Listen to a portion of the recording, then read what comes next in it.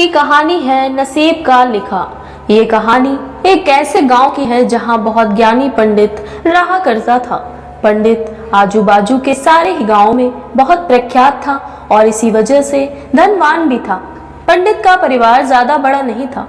पंडित अपनी पत्नी के साथ अपने बहुत बड़े घर में अकेला रहता था, क्योंकि पंडित को कोई बेटा नहीं था, लेकिन एक बेटी थी जिसका विवाह पास के गांव से लड़के से हो चुका था। पंडित ने शादी से पहले अपने होने वाले दामाद की अच्छे से जांच पड़ताल की थी और अपनी बेटी का भविष्य भी ठीक से पढ़ा था। तब जाकर उसने बेटी की शादी की थी। लेकिन चंद सालों में ही पंडित का दामाद बुरी आदतों के चंगुल में फंस गया। जुआ और शराब की बुरी लत ने उसे सड़क पर लाकर रख दिया था। अपने बेटी की ऐसी दुर्दशा देखकर पंडित की पत्नी काफी दुखी होती थी और अक्सर पंडित को कहा करती थी, तुम जाकर उनकी मदद कराओ। पंडित हमेशा अपनी बीवी को ये कहकर उनकी मदद करने के लिए मना कर देता था कि अभी कुछ समय तक उनका बुरा वक्त चलना है। हम चाहे कितनी ही कोशिश कर लें, जो उनके नसीब में नहीं है वो उन्हें नहीं मिल पाएगा। पंडित की ऐसी बातों से उसकी पत्नी काफी दुखी हो जाया करती थी और मन ही मन सोचती थी कि कैसा स्वार्थी पिता है, अपनी बेटी को इतने कष्टों में देखकर भी उसकी मदद करने के लिए मना करता है। आखिर भगवान ने जो इतना सारा धन धान्य दिया है उसका क्या करेंगे? हमें कोई और औलाद भी तो नहीं है, ले देकर एक यही बेटी है और उसके लिए भी कुछ नहीं करेंगे तो किसके लिए करेंगे? पंडित ऐसा नहीं सोचता था।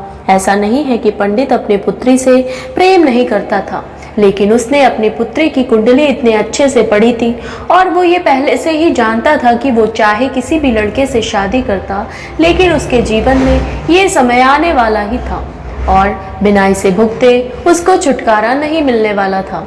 एक दिन खाने पीने के लिए भी मोहताज हो चुके पंडित के बेटी और दामाद उसके घर पर आए। पंडित ने और उसकी बीवी ने दोनों का खूब आदर सत्कार किया और खूब अच्छा खाना खिलाया। बेटी और दामाद की पंडित से सहायता मांगने की हिम्मत ना हुई, इसलिए वो बिना बोले ही वापस अपने घर को लौटने लगे। लेकिन माँ तो माँ होती है, पंडिताइन से रहा नहीं गया और बिना पंडित की इजाजत के उसने चोरी छुपे बूंदे के लड्डू बनाकर उसमें सोने के सिक्के रख दिए और बेटी और दामाद को दे दिए, ताकि बेटी और दामाद की कुछ आर्थिक सहायता हो सके। पंडिताइन ये भी जान गई थी कि बेटी और दामाद शर्म के मारे उनसे मदद नहीं मांग रहे थे, इसलिए उसने बेटी और दामाद को भी लड्डियों में छिपे सिक्कों के बारे में कुछ नहीं बताया। जाहिर सी बात है कि जब वो लोग घर पर जाकर लड्डू खाएंगे तो उन्हें उसमें सोने के सिक्के मिल जाएंगे। इस तरह बिना उसके मांगे ही सोने के सिक्के उन तक मदद पहुंच जाएंगे। सोचकर पंडिताइन मन ही मन अपने बेटे की मदद करने के लिए खुश होने लगी। पंडित के दामाद और बेटी उन दोनों का आशीर्वाद लेकर अपने घर की तरफ रवाना हो गए। उन दिनों गाड़ियां तो होती नहीं थी, घोड़ा गाड़ी या बैल गाड़ियां चलती थी। पैसे ना होते तो और चीजों की लेन देन से भी व्यवहार होता था। बेटी और दामाद का गांव पंडित के घर से कोसों दूर था, फिर भी पैसों की कमी के चलते वो चलकर अपने गांव की तरफ निकल पड़े। थोड़े दूर ही चले थे कि पंडित की बेटी के पैर में मोच आ गई और अब उसको चलना भी मुश्किल हो गया। पंडित के दामाद ने जब देखा कि उसकी बीवी अब बिल्कुल चलने में सक्षम नहीं है, तो उसने एक टांगा अपने घर तक किराए पर ले लिया। दोनों पति पत्नी टांगे में बैठकर घर तक पहुंच गए, लेकिन टांगे वाले को देने के लिए उनके पास पैसे नहीं थे। इसलिए पंडिताइन ने जो बूंदी के लड्डू उन्हें दिए थे वही किराए के तौर पर उस टांगे वाले को दे दिए। टांगे वाला बूंदी के लड्डू को लेकर वहां से चला गया। टांगे वाला अपने घर की तरफ जा रहा था, तब उसे एक हलवाई की दुकान दिखी। उसने सोचा कि थोड़े से बूंदी के लड्डुओं से मेरे घर के लोगों का पेट थोड़ी भरने वाला है, इससे अच्छा मैं इन बूंदी के लड्डुओं को बेचकर उनसे कुछ चावल खरीद लेता हूँ। टांगे वाले ने बूंदी के लड्डू हलवाई को बेच दिए।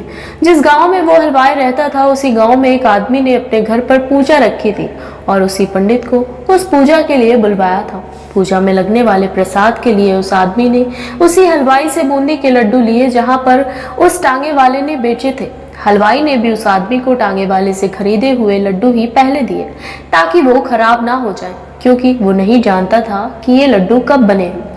पूजा खत्म होने पर दक्षिणा और बूंदी के लड्डू लेकर जब पंडित अपने घर आया और खाना खाने बैठा, तो प्रसाद में लाए बूंदी के लड्डू खाते वक्त लड्डू से सोने का सिक्का निकला। इस घटना को देखकर पंडिताइन की आंखों से आंसू बहने लगे।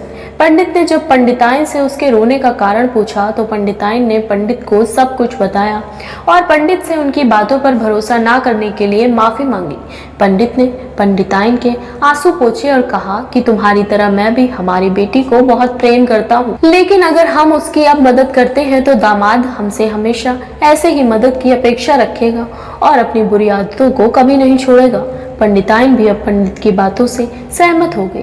2-3 महीने बीत गए। पंडित के दामाद और बेटी फिर से एक बार उसके घर आए और इस बार उनकी परिस्थिति पहले से बेहतर थी, क्योंकि पिछली बार खाली हाथ जाने के बाद दामाद ने नया काम शुरू किया था और अपनी सारी बुरी आदतें भी छोड़ दी थी। दोस्तों, नसीब का लिखा नहीं बदलता। दोस्तों, ये कहानी आपको कैसी लगी?